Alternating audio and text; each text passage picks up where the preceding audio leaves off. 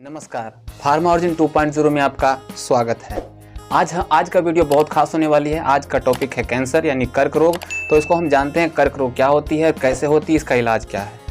So without lost any time let's get start. सबसे पहले हम बात करते हैं सेल का जिम्मेवार कौन है। ये कैंसर का जिम्मेवार कौन है? कैंसर का जिम्मेवार हमारा सेल है यानी हमारा कोशिका। इसी वजह से इसी में कोई प्रॉब्लम आती है तब हमें कैंसर काज हो जाता है। तो सबसे पहले हम सेल को समझते हैं। इसको डिफाइन इस तरह से हम कर सकते हैं कि cell is the basic building block of all living things. The human body is compose of the cell and they provide a structure for the human bodies and nutrition take from the food and food is convert into the energy and carry specialized function in the bodies.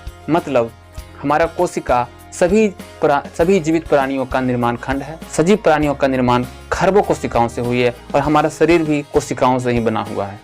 ठीक है, ये भोजन से पोषक तत्व प्राप्त करते हैं और उन पोषक तत्व को ऊर्जा में परिवर्तित करते हैं और हमारे शरीर में विकास का काम करते हैं। तो ये हमारा सेल कहलाता है। बॉडी में सेल बढ़ते रहते हैं, सेल का डिवीज़न होते रहता है, मियोसिस की प्रोसेस होते रहती है। 2 से 4, 4 से 8, 8 से 16 इस तरह से सेल में बढ़ोतरी होती है और हम बढ़ते जाते हैं, यानी सेल डिवीज़न होती है। अगर ये सेल डिवीज़न ना हो तो हमारे शरीर का विकास रुक जाएगा। एग्जाम्पल के तौर पे मानिए कि जब आप पैदा हुए थे, जब आपका जन्म हुआ था, तो आप कितने केजी के थे? 2.5 से 3 केजी के होंगे, है ना। लेकिन आज आप 70 से 80 केजी, 50 केजी के आसपास हैं, तो कहीं ना कहीं आपके सेल में ग्रोथ हुआ है। इस कंडीशन में 2 चीज़ें होती है, एक सेल डिवीज़न होता है और सेल का साइज बढ़ता है। जिस तरह से सेल का साइज बढ़ेगा, कोशिकाएं बढ़ती है, वैसे वैसे हमारा शरीर का स्ट्रक्चर भी चेंज होते जाता है। माना कि मियोसिस के प्रोसेस में कि 8 दिन में 16 सेल बढ़ने हैं, तो 16 दिन में 32 सेल बढ़ेंगे। मतलब कि सेल डिवीज़न का जो रेट है, जो दर है, वो एक फिक्स है, वो लिमिट अमाउंट में सेल बढ़ रहा है। ठीक है, तो उसमें कोई प्रॉब्लम नहीं, ये नेचुरल है, बढ़ना भी चाहिए, तभी हम विकास कर पाएंगे।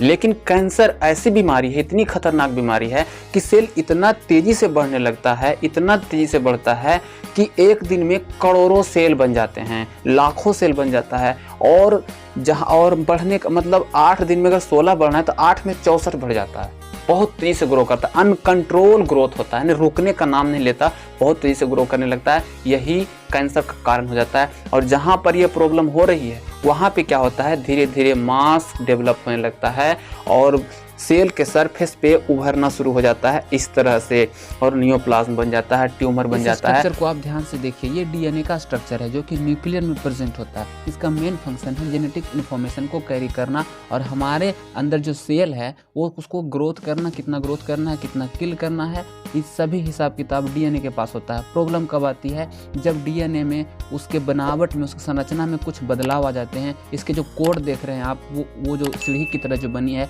उसमें मिसमैच हो जाता है। मिसमैच होने की वजह से मैसेज नहीं दे पाता सेल को खबर नहीं पहुंच पाती कि हमें कितना ग्रो करना है, कितना किल करना है। जिसकी वजह से क्या होता है, सेल अनकंट्रोल हो जाता है और वो लिमिट से ज़्यादा डेवलप होने लगते हैं, जिसकी वजह से क्या होती है, कोशिकाएं कैंसर का रूप ले लेता है। जिस तरह से आप देख रहे हैं बुलबुले की तरह सेल जो बढ़ रही है, यही कैंसर होते हैं। नॉर्मल कंडीशन में पुराना सेल ऑटोमेटिकली किल होते जाता है। जैसे कि नया सेल जन्म लिया तो पुराना मर भी गया। इसको इस तरह से समझिए, जिस तरह से बच्चे पैदा हो रहे हैं तो बूढ़े मरते भी जा रहे हैं। ठीक है, बूढ़े मर रहे हैं, बच्चे पैदा हो रहे हैं, तो एक साइकिल बना हुआ है। लेकिन उसी प्रकार से नया सेल का जन्म होता है तो पुराना सेल मरता है। ठीक है, उसको एपोप्टोसिस कहते हैं। एपोप्टोसिस के मतलब नया सेल का बनना और पुराना सेल का ऑटोमेटिकली मरते जाना, इट इज कॉल्ड एपोप्टोसिस। लेकिन कैंसर की स्थिति में क्या होती है, नया सेल बनते जाता है लेकिन पुराना सेल मरता ही नहीं, और वो नहीं मरेगा तो वहाँ पे क्या, जहाँ पे प्रॉब्लम हो रही है वहाँ पे मास डेवलप हो जाता है, उभर कर सामने आ जाता है। इसको हम कैंसर कहते हैं। ठीक है, जो पहली स्टेज होती है, जो अगर थोड़ा सा उभर कर सामने है, उसको नियोप्लाज्म बोलते हैं। नियोप्लाज्म के कंडीशन में हम ठीक हो सकते हैं, रिकवर हो सकते हैं। युवराज सिंह को नियोप्लाज्म था, इसीलिए वो रिकवर हो गए, ठीक हो गए। उनको कैंसर थी, वो अच्छा से इलाज करवाए, उनका ठीक हो गया, क्योंकि नियोप्लाज्म उनकी पहली स्टेज थी तो ठीक हो गया।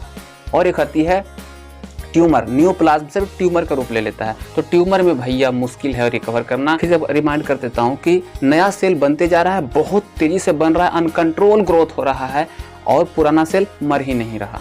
ठीक है, सेल डिवीजन हो रही है पर एपोप्टोसिस नहीं हो रहा। ऐसे कंडीशन में कैंसर हो गया। अब आप जानते हैं कैंसर के टाइप्स पे। ठीक है, कैंसर कितने टाइप्स के होते हैं। तो on the basis of organ यानी कि बॉडी पार्ट के हिसाब से brain cancer, lungs cancer, blood cancer, liver cancer, breast cancer, skin cancer, the basis of nature. तो एक आती है बिनाइन कैंसर। बिनाइन कैंसर में हम रिकवर हो सकते हैं, उसमें ठीक होने का चांस होता है। लेकिन एक आती है मेलिग्नेंट में हम ठीक नहीं हो सकते, ये बहुत गंदी स्टेज है। अब आते हैं सिम्टम पे, नो सेंस नो पेन, उसके बाद बीपी लो हो जाएगा, आपका वेट लॉस हो जाएगा और कलर में चेंजिंग आने लगेगी, मसल्स वीक हो जाएंगे। ये सब कैंसर के सिम्टम्स हैं, ठीक है, यानी कि लक्षण। अब हम बात करते हैं ट्रीटमेंट पे। तो ट्रीटमेंट में सबसे इसके 2 ट्रीटमेंट की जाती है, एक आता है रेडियोथेरेपी, एक आती है केमोथेरेपी। रेडियोथेरेपी में ये होता है कि पेशेंट को जहाँ पे ये प्रॉब्लम हो रही है सेल को लाइट के द्वारा वहाँ पे किल किया जाता है, उस सेल को ख़त्म किया जाता है लाइट के द्वारा। बहुत अल्ट्रावायलेट रे, बहुत गंदी रे होती है जो कि स्किन पे पड़ता है, उस गंदी सेल को वहाँ से जला दिया जाता है, सेल जला दिया जाता है उस जगह के सेल को। उस कंडीशन में जो नॉर्मल सेल होते हैं वो भी जल जाते हैं और पेशेंट की हालत ख़राब हो जाती है। बहुत गंदी कंडीशन है ये। केमोथेरेपी में हम केमिकल्स के द्वारा वहाँ इफेक्टिव ऑर्गन को हम वहाँ से हटाते हैं। तो केमोथेरेपी और रेडियोथेरेपी के द्वारा कैंसर का इलाज संभव है। सो अगर आपको लगता है ये इन्फॉर्मेशन अच्छी है आपके लिए तो दोस्तों में शेयर कीजिए और सब्सक्राइब ज़रूर कीजिएगा, ये विशेष निवेदन है आपसे। So thank you so much.